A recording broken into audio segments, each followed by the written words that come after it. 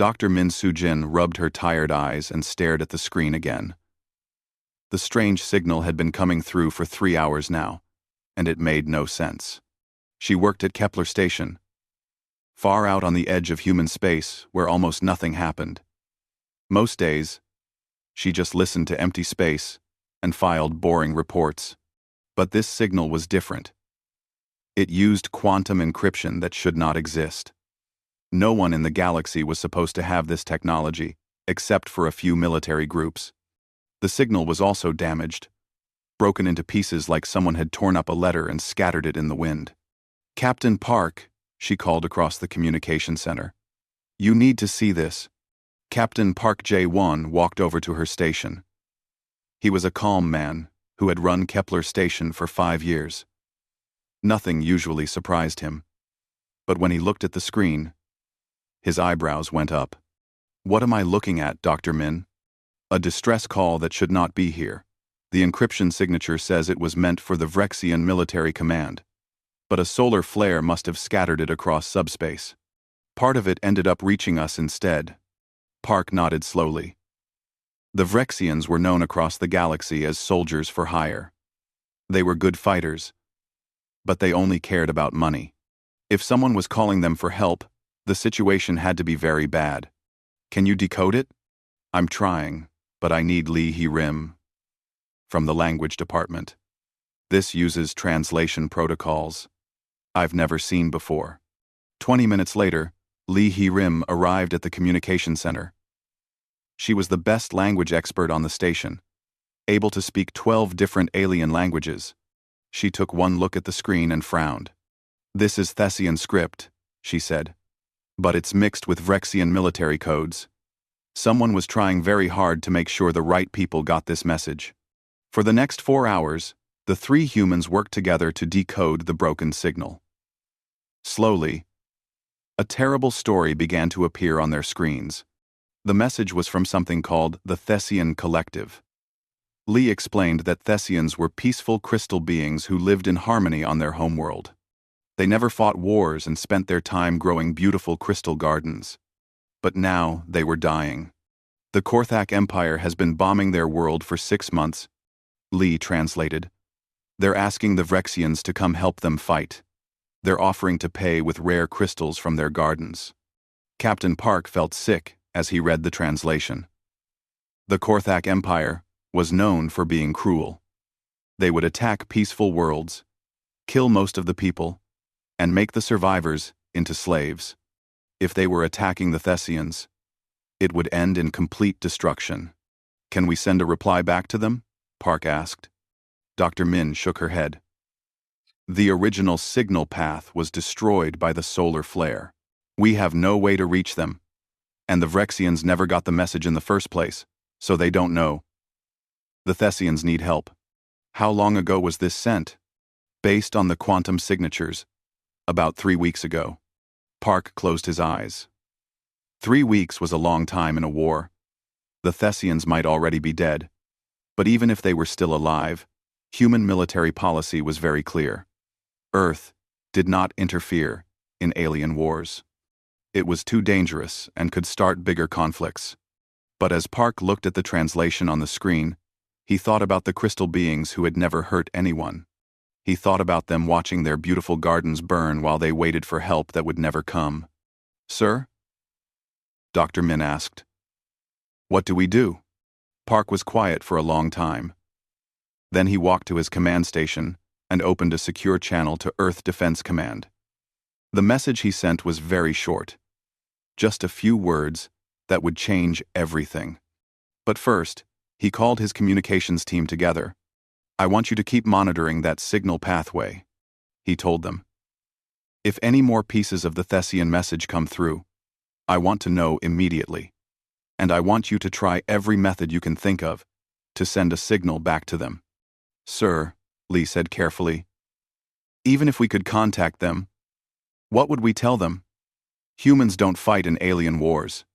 Captain Park looked out the window at the stars. Somewhere out there, peaceful beings were dying while they begged for help that would never arrive. The galaxy was full of violence and cruelty. But it was also full of people who just wanted to live in peace. "Maybe we don't fight," he said quietly. "But that doesn't mean we can't help." He turned back to his command station and typed his message to Earth Defense Command. It contained all the details about the Thessian signal and their desperate situation. But the most important part was just one word at the end: Hippocratic. Every human military officer knew what that word meant. It was named after an ancient human doctor who had promised to help all sick people, no matter who they were. The Hippocratic Protocol was humanity's most secret military option. It was also the most dangerous one, though not in the way most people would think. Park sent the message and sat back in his chair. Within hours, alarms would be going off at Earth Defense Command. Ships would be prepared for launch. Thousands of people would volunteer for a mission that could get them all killed. Because humans had learned something important over the centuries. Sometimes the most powerful weapon was not a gun or a bomb. Sometimes it was the simple refusal to let people die. The stars looked peaceful from Kepler Station. But Park knew that somewhere among them, crystal beings were fighting for their lives. Soon, they would discover that their misfired distress call had reached the one species in the galaxy that considered saving lives more important than following rules. The most dangerous rescue mission in human history was about to begin. Admiral Choi Sung-min was eating breakfast when the emergency message arrived at Earth Defense Command. He read Captain Park's report twice, then set down his coffee cup and stared out at the Luna Naval Yards through his office window. The word Hippocratic changed everything. Within an hour, every senior officer on Luna Base was sitting in the emergency meeting room. The discussion was short and intense. "The Thessians have been under attack for 6 months," Admiral Choi told them. "Intelligence reports say the Korthak Empire has already destroyed most of their cities. If we're going to help, we need to move now." "Sir," said Commander Jung from the Political Affairs Office, "our alliance treaties clearly state that Earth does not interfere in ongoing conflicts between alien species. This could start a war with the Korthak Empire." Admiral Choi nodded. "That's exactly why we're implementing Hippocratic Protocol. We're not going to fight the Korthaks. We're going to save everyone." The room went quiet. Everyone knew about the Sanctuary-class medical ships, but they had never been used in active combat before. The idea was simple and terrifying at the same time. Dr. Kim Mi-young arrived at the naval yards 2 hours later. She was the chief medical officer of the UES Sanctuary, humanity's largest medical vessel. When she saw her ship being prepared for launch, she felt both excited and scared. The Sanctuary did not look like a normal military ship. It was enormous, more like a floating city than a warship. Instead of weapons, it carried medical equipment that could treat thousands of patients at once. Instead of soldiers, it carried doctors, nurses, and medical technicians from every human world. Dr. Kim called Engineer Yoon Tae-ho as she walked through the ship's main corridor. "We need to show you the new equipment." Yoon led her to the ship's medical command center. The room was full of screens and machines that hummed quietly. Everything looked normal, until Yoon pointed to a large display showing the nearby star systems. "Quantum medical scanners," he explained. "They can detect life signs across an entire star system. When someone is injured, even if they're on the other side of a planet, we'll know about it within seconds." Dr. Kim was amazed. "How is that possible?" "Every living being has a unique quantum signature. Our scanners can read those signatures through space and even through the walls of ships. But that's not the most impressive part." Yoon led her to another room filled with strange circular platforms. Each platform was surrounded by medical equipment and had a soft, blue glow. "Teleportation medical bays," Yoon said proudly. "When our scanners detect someone who is badly injured, we can transport them directly to the ship for treatment. It doesn't matter if they're in the middle of a battle or inside a damaged spacecraft. We can get them to safety in less than a minute." Dr. Kim walked around one of the platforms, trying to understand what she was seeing. We can take wounded soldiers out of active combat? Even better. Our AI systems have been programmed with the biological patterns of every known species in the galaxy. We can treat humans, Korthax, Thessians, or any other alien race with the same level of care. As they talked, more people arrived at the lunar naval yards. Alliance observers from 12 different species came to watch the sanctuary launch. Most of them looked confused and worried. A tall Vrexian military attaché approached Admiral Choi as he inspected the ship's systems. Vrexians were professional soldiers who had fought in hundreds of wars across the galaxy. "Admiral," the Vrexian said in his deep voice, "I must warn you that the Korthak Empire will consider any interference in their conquest to be an act of war. They have over 200 warships in the Thessian system." Admiral Choi looked up from a medical report he was reading. "We understand the risks. Then why are you doing this? The Thessians have no strategic value to Earth. They have no military alliance with humanity. This mission will only bring danger to your people." Quote, "Everyone." Quote, the Admiral was quiet for a moment. Then he smiled. "Have you ever heard of the Hippocratic Oath?" The Vrexian's eyes narrowed. "No. It's an ancient human promise.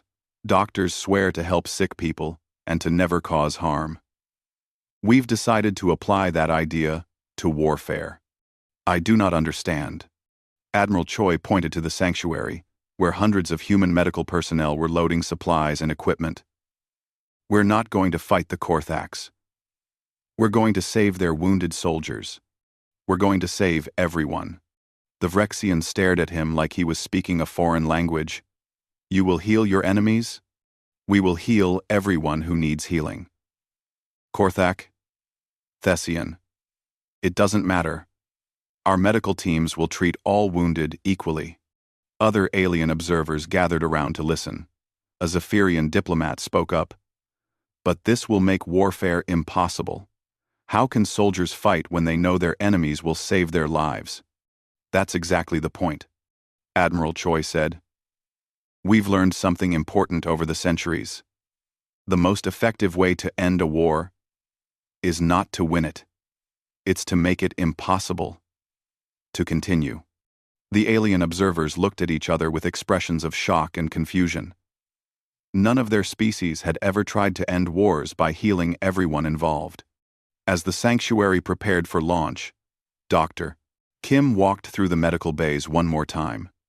Thousands of human volunteers had signed up for the mission, even though they knew it was dangerous.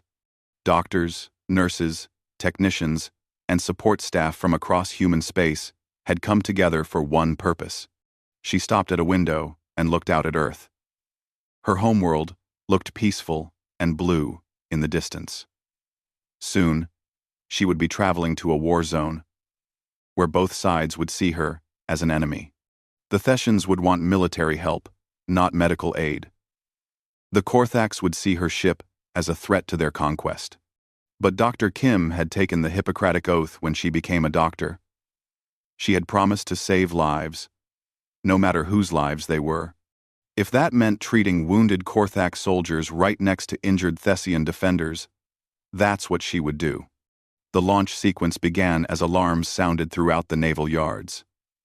The massive sanctuary slowly lifted away from Luna Base and turned toward the stars. Its destination was a war zone, where two alien species were fighting to the death. What they would find there was the most dangerous ship humanity had ever built. Not because it carried powerful weapons, but because it carried something much more frightening to those who made war. It carried the absolute refusal to let anyone die. Commander Kang Un-soo watched the view screen as the sanctuary dropped out of hyperspace. What she saw made her heart race with fear and excitement. The space around Thessian Prime was full of exploding ships and flashing weapons. Two massive fleets were locked in deadly combat. On one side were the elegant crystal ships of the Thessian Collective, beautiful but clearly losing the fight. On the other side were the dark, angular warships of the Korthak Empire, built for destruction and conquest. Both fleets immediately stopped firing when the sanctuary appeared. "Commander," called Dr. Kim from the Medical Command Center, "both fleets are trying to contact us." They seem very confused. Commander Kang was not surprised. The sanctuary was unlike any military ship either side had ever seen. It was enormous, but carried no visible weapons. Instead of armor plating, it had medical symbols painted on its hull in bright white paint. "Open channels to both fleets," Kang ordered. She took a deep breath and began transmitting. "This is Commander Kang of the UES Sanctuary. We are here to provide medical assistance to all wounded personnel. We are unarmed and will not take aggressive action against any vessel. However, we will also not be deterred from our mission." The response came quickly from the Thessian fleet. A beautiful, musical voice filled the bridge. "Human vessel. This is Resonant Singer Wei-On of the Thessian Collective. We sent a distress call, seeking military aid. We need warriors, not healers." Commander Kang looked at the tactical display showing the damaged Thessian ships. Many were badly hurt, leaking atmosphere, and drifting helplessly. "Resonance Singer Wei-On. Our scans show 347 wounded Thessians across your fleet. We can help them. We need soldiers." Wei-On's voice became desperate. "Our people are dying because we cannot fight these invaders. What good are doctors when our world is burning?" Before Kang could answer, a harsh voice interrupted from the Korthak fleet. "Pathetic human ship. This is War Prime Gextar. You dare interfere in Korthak conquest? Your weak gesture insults the glory of war. Leave now or be destroyed." Commander Kang remained calm. "War Prime Gextar. We are not here to interfere in your conflict. We are here to treat wounded soldiers from both fleets. This includes your own warriors." There was silence from the Korthak frequency for several seconds. "You would heal Korthak soldiers?" "We heal all who need healing." War Prime Gextar made a sound like angry laughter. "Foolish humans. War is about strength, not weakness. We do not need your help." Both fleets resumed their battle, trying to ignore the massive medical ship floating between them. Explosions lit up space as weapons fired and ships were damaged. But the sanctuary was already beginning its work. "Medical scanners are active," reported Dr. Kim. "We're detecting 847 life signs in distress across both fleets, initiating emergency medical transport." Commander Kang watched as blue lights began appearing throughout the ship. These were the teleportation medical bays activating. Within minutes, wounded soldiers from both sides would be materializing in the sanctuary's treatment rooms. The first to arrive was a young Korthak warrior named Vector. He appeared on one of the medical platforms, bleeding and unconscious. His armor was cracked, and one of his arms was bent at a wrong angle. At the same time, a wounded Thessian crystalline being materialized on the platform next to him. The Thessian's body was cracked, and several of her crystal formations had been broken off. Dr. Kim rushed between the two platforms with her medical team. They worked quickly to stabilize both patients, checking vital signs and starting treatments. The human doctors moved with practiced efficiency, treating alien biology as expertly as their own. When Vector woke up an hour later, the first thing he saw was the wounded Thessian on the medical bed beside him. His hand moved toward his weapon, but found nothing there. "Where am I?" he demanded in the Korthak language. Dr. Kim approached his bed with a translation device. "You are aboard the human medical ship Sanctuary. You were badly injured, and we transported you here for treatment." Vector tried to sit up, but pain shot through his chest. "I was fighting the crystal beings. I was fighting the crystal beings. Why am I next to my enemy?" "Because she needed medical help too," Dr. Kim explained patiently. "We treat all patients equally, regardless of which side they fight for." The young Korthak stared at her like she had said something impossible. "You heal your enemies?" "We don't have enemies. We have patients." Dr. Kim showed him the scan results on her medical tablet. You have internal bleeding that will kill you in 6 hours without treatment. Your arm is broken in 3 places.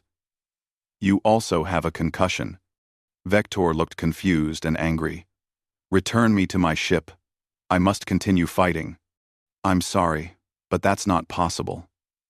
You're in no condition to fight. You need surgery and at least 3 days of recovery. I did not ask for your help. Dr. Kim sat down in the chair beside his bed. Young warrior, let me ask you something. Do you have family back home? Vector's expression changed.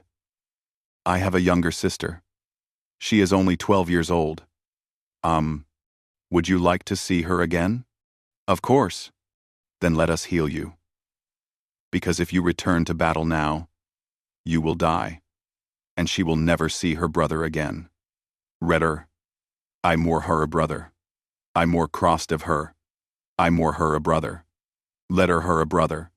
I more consum the selver. I more consel find the redder.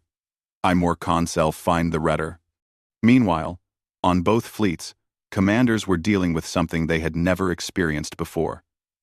Their wounded soldiers were disappearing from their ships and reappearing on the human medical vessel. Warprime Gextar was furious. How dare they steal our warriors?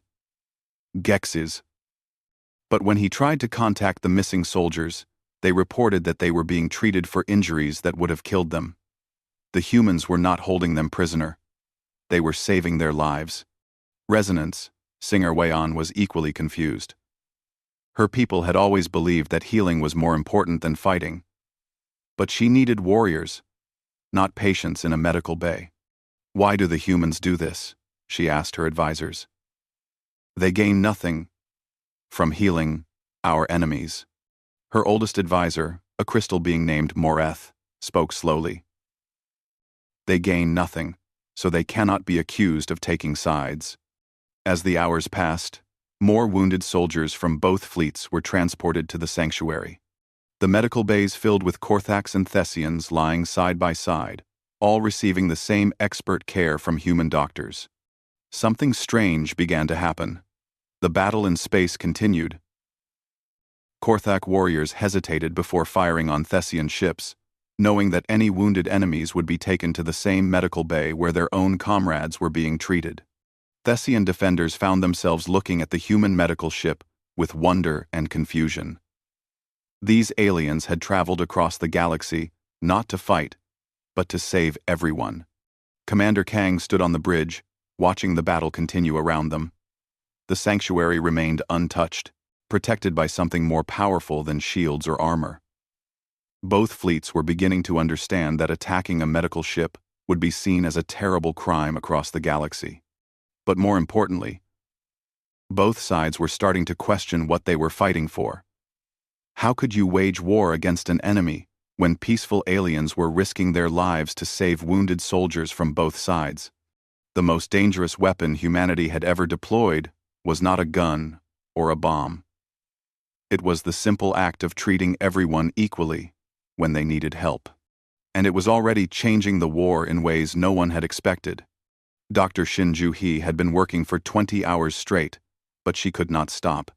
The medical bays of the sanctuary were filled with wounded soldiers from both sides of the war, and each one needed her help. She moved between the beds, checking on patients who should have been enemies but now lay side by side in the same recovery room. The translation software in her medical tablet helped her talk to both Korthax and Thessians, though she was learning that healing often needed no words. Doctor, called Nurse Park from across the room. The Korthak in bed 12 is asking for you. Dr. Shin walked to the bed where Subcommander Velnax was recovering from surgery. He was older than most Korthak warriors, with scars that showed he had fought in many battles. But his eyes looked troubled. How can I help you, Subcommander? Dr. Shin asked through the translator. Velnax pointed to the bed next to his, where a young Thessian named Crystal Singer Morn Yeth was sleeping. The Crystal being. In the battle yesterday, I was the one who damaged her ship. Dr. Shin looked at Mornyeth's medical chart. The young Thessian had lost her ability to sing the crystal songs that her people used to communicate. The injury had also damaged the crystal formations on her arms. "Why does this concern you?" Dr. Shin asked. Velnax was quiet for a long moment. "In all my years of fighting, I never thought about the individuals. They were just enemies to defeat. But now, I can see her face. She looks so young. She is young. Only 19 years old in human terms. I have a daughter that age back home." Velnax closed his eyes. Dr. Shin had heard similar words from many soldiers over the past few days. When wounded enemies were treated in the same medical bay, when they shared the same recovery room, something changed in how they saw each other. Later that morning, she was checking on patients in the physical therapy section when she saw something remarkable. Crystal singer Mornyeth was working with the human physical therapist to regain movement in her damaged arms. At the exercise station next to her, Sub-Commander Velnax was learning to use his new prosthetic arm. The Thessian was humming softly, one of the few crystal songs she could still make. The Korthak warrior was listening with a peaceful expression on his face. "The music helps me focus," Velnax explained when he saw Dr. Shin watching. "Korthak battle songs are harsh and loud, but her crystal songs are gentle. They make the pain less." Mornyeth looked up from her exercises. "Through the translator," she said. "His stories help me too. He tells me about his daughter and his home world. I never knew Korthaks had families like we do." Dr. Shin smiled as she watched them work together. These two had been trying to kill each other just days ago. Now, they were helping each other heal. But not everyone was happy with what the humans were doing. On the bridge of the Korthak command ship, War Prime Gextar was meeting with his senior officers. The reports coming from the human medical ship were making him angry. "Our warriors refuse to fire on ships when they know the wounded will be taken to the same place as their injured comrades," reported one officer. "Morale is dropping across the fleet." "Worse," said another. "Some of our soldiers are asking why we are fighting this war. They say the crystal beings they meet in the medical bay seem just like us." War Prime Gextar slammed his fist on the command table. "This is exactly what I feared. The humans are making our warriors weak with their healing nonsense." He opened a communication channel to the sanctuary.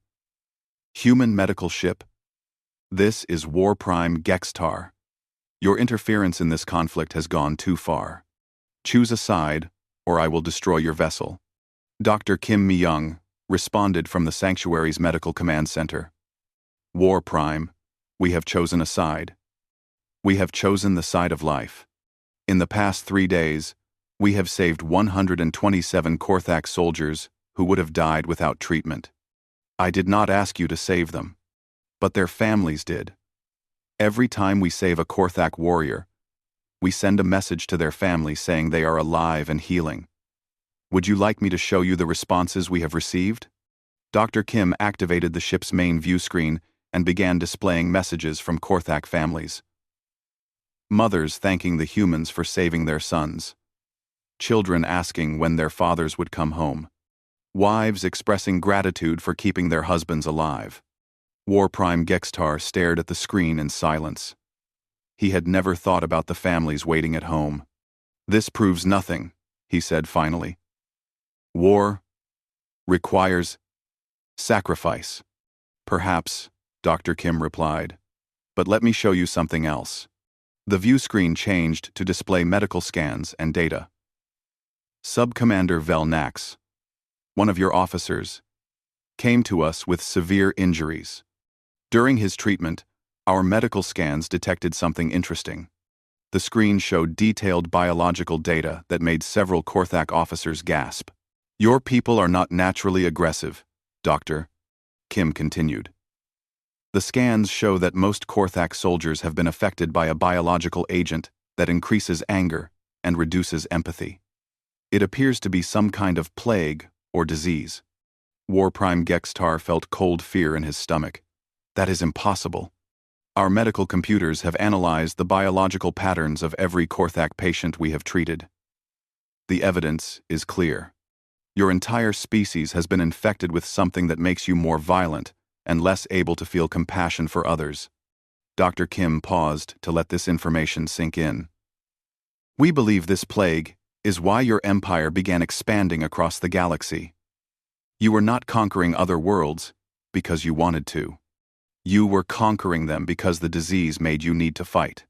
The Korthak command bridge was completely silent. If the humans were right, everything they had believed about themselves was wrong. Can you cure it? War Prime Gextar asked quietly. We think so. But we need to examine more patients and run additional tests. We would also need to work with Thessian crystal healing technology, which might help repair the biological damage. On the Thessian command ship, Resonance Singer Wei-On was having her own crisis. The human medical ship had saved many of her people, but it had also saved their enemies. How could she continue fighting when the other side might be victims of a disease? She looked at the tactical display showing the positions of all three fleets. The battle had almost stopped. Ships still faced each other with weapons ready, but very little actual fighting was happening. Soldiers on both sides were too busy thinking about what they had learned. Resonance Singer, said her advisor Morith, perhaps the humans have given us something more valuable than military aid. What do you mean? They have given us the truth. If the Korthaks are sick, then this war is not about conquest. It is about a people who need healing. On round. On round. Wei-On sang a soft crystal song of understanding. For the first time in months, she felt hope instead of despair. On the sanctuary, Dr. Shin continued her rounds through the medical bays. She stopped to check on Crystal Singer Mornyeth and Sub-Commander Velnax, who were now sitting together in the recovery lounge. How are you feeling today? She asked them. Better, Mornyeth replied. My crystal songs are getting stronger, and Velnax has been teaching me some Korthak history. Did you know they used to be farmers and artists before the expansion wars began? Velnax nodded. And she has shown me recordings of the crystal gardens on her world. They are the most beautiful things I have ever seen. I cannot believe we were destroying them. Dr. Shin looked at the two former enemies who had become friends. What will you do when you are both fully healed? They looked at each other and then back at her. We want to help, Mornyeth said. We want to help stop this war and heal our peoples. Both of them, Velnax added. Because we are not really enemies. We are all just people who have been hurt and need to be made well again. Dr. Shin smiled and made notes in her medical tablet. But she was not just recording their physical recovery. She was documenting something much more important. The healing of two entire civilizations was about to begin. Dr. Kim Mi-young stood in the main medical bay of the sanctuary, watching as Crystal Singer Mornyeth and Sub-Commander Velnax prepared for the most important broadcast in galactic history. Both had recovered from their injuries, but neither wanted to return to their fleets to continue fighting. Are you ready? Dr. Kim asked them through the translation system. Mornyeth's crystal formations glowed softly as she nodded. We have practiced our message many times. All three fleets need to hear this. Velnax checked his new prosthetic arm one more time. My people need to know the truth about the plague, and her people need to know that we are not monsters. The situation in the Thessian system had changed dramatically over the past week. News of the Sanctuary's medical mission had spread across the galaxy, bringing more ships to the system. The Thessian Grand Resonance had arrived with their remaining fleet, ready for a final battle to save their homeworld. But they were not the only new arrivals. Dr. Kim, called Commander Kang from the bridge, we're detecting massive hyperspace signatures. Something big is coming. The view screen showed space itself tearing open as enormous ships dropped out of hyperspace. War Prime Gextar had called for reinforcements from the Korthak Empire. 50 massive warships appeared in formation, their dark hulls bristling with weapons. At the center of the fleet was the largest Korthak ship anyone had ever seen. It was the personal vessel of Empire Prime Zex Thul, the supreme leader of the Korthak Empire. All human ships, came a harsh voice across all communication channels. You have contaminated our warriors with weakness. Prepare to be destroyed. Read. But before anyone could respond, space tore open again. 12 more ships dropped out of hyperspace, and these bore the medical symbols of humanity. Admiral Choi Sung-min had arrived with 11 more Sanctuary-class medical vessels. Empire Prime, Zex Thul, Admiral Choi, transmitted calmly. This is Admiral Choi of the Earth Defense Fleet. We are here to provide medical assistance to all wounded personnel. We have brought enough medical ships to treat your entire fleet if necessary. The Thessian system now contained the largest gathering of ships in galactic history.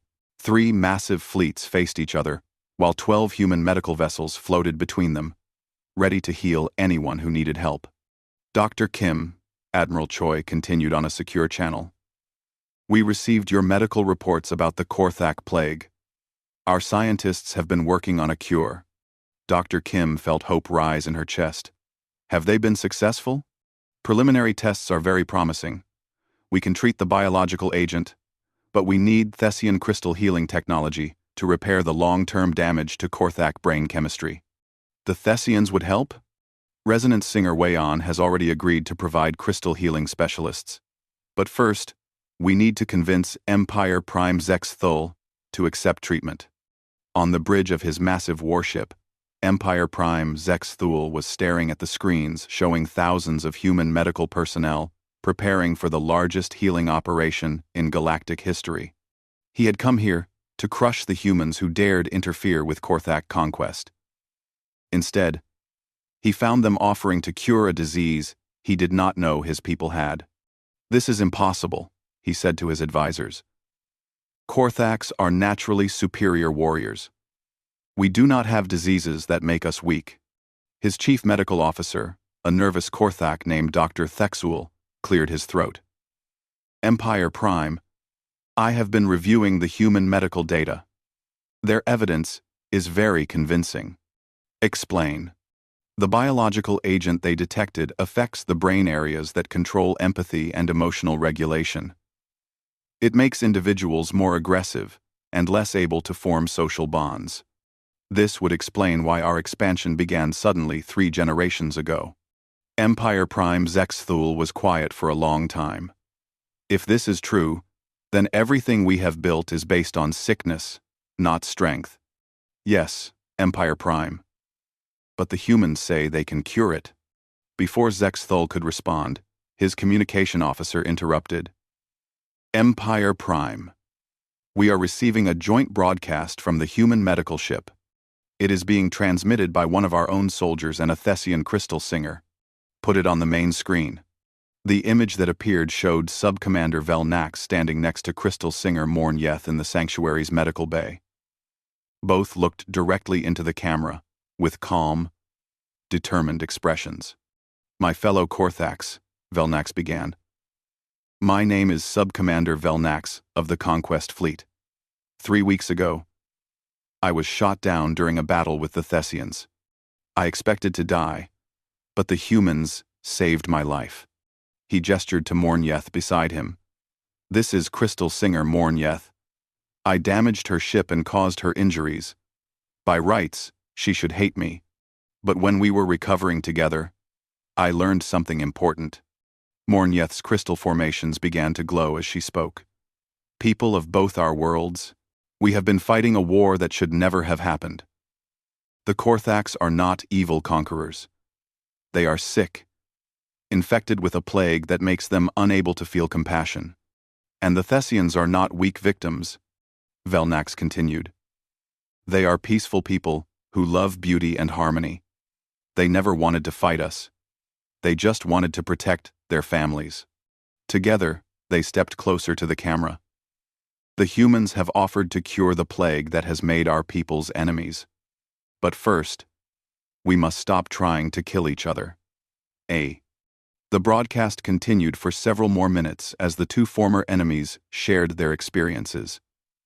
They talked about the families waiting at home on both sides. They described the crystal gardens that the Korthaks had been destroying, and the art and culture that the plague had stolen from the Korthak people. When the broadcast ended, all 3 fleets were silent. Empire Prime Zex Thul sat in his command chair, staring at the empty screen. Around him, his officers waited for orders. For the first time in his life, he was not sure what those orders should be. Empire Prime, Dr. Thexul said quietly. I have 3 daughters back home. If there is even a chance that this plague is real, that we can be cured. I know. Zexthul opened a communication channel to the sanctuary. Human medical ship. This is Empire Prime Zexthul. I wish to speak with your leader. Admiral Choi appeared on the screen, looking calm despite facing the most powerful military leader in the galaxy. Empire Prime.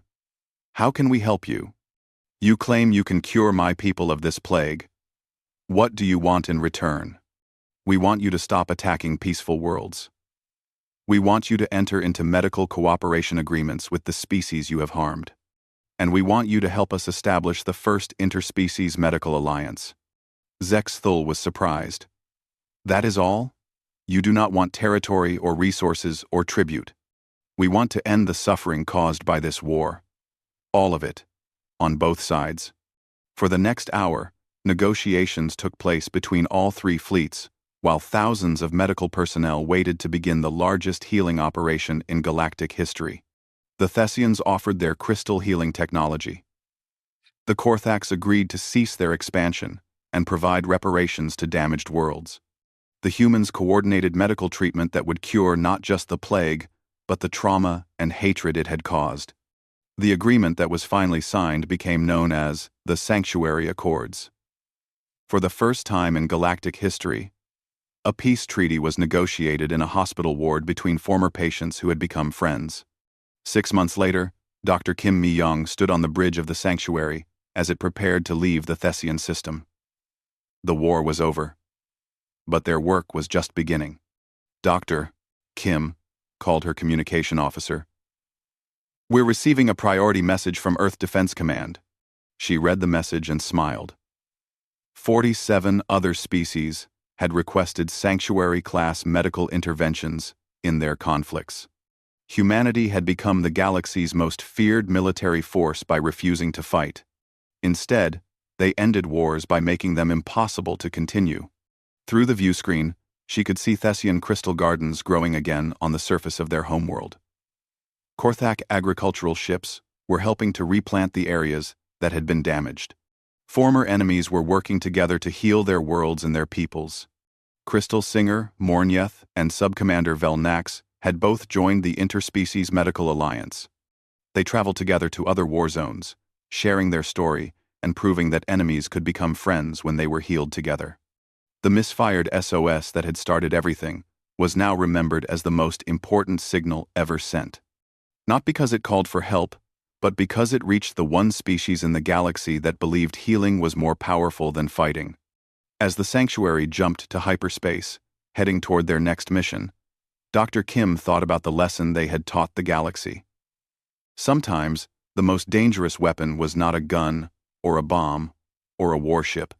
Sometimes it was simply the refusal to let anyone die on your watch. The age of medical warfare had begun, and peace was spreading across the stars one patient at a time.